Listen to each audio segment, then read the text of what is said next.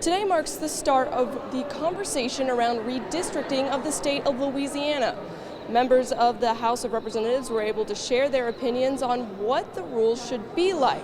Once information from the census comes out later this summer, they'll be traveling the state to hear more from the public. The rules outline the laws and protective acts already in place, but there are some parts of the rules that are up for change. Some of the biggest debates around redistricting is how the districts should be drawn, whether it's on geography, population demographics, or another way. Once the delayed census information is in this summer, lawmakers will be traveling the state to hear how the public wants the rules to look. There are going to be some communities that are going to say, Representative Jenkins, I want to stay whole. Please keep us with one representative and one senator.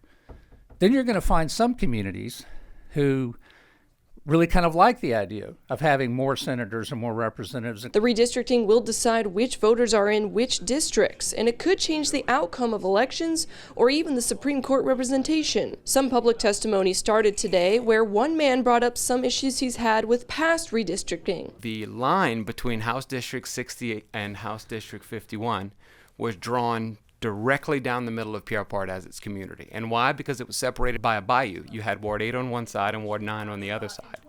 That's why this community of interest amendment was so important. This bill is just the start of the outline of the rules and will go through several amendments and discussions. I want to make sure everybody's comfortable with the language so that we go forward in a transparent, like we talked about today, fair process based on the numbers. A website has been created for the public to see past redistricting and to learn about the public meetings later this year to help with that transparency. This resolution still has to go over to the Senate side where they can make more changes and add more amendments as well. At the Capitol for your local election headquarters, I'm Shannon Hecht.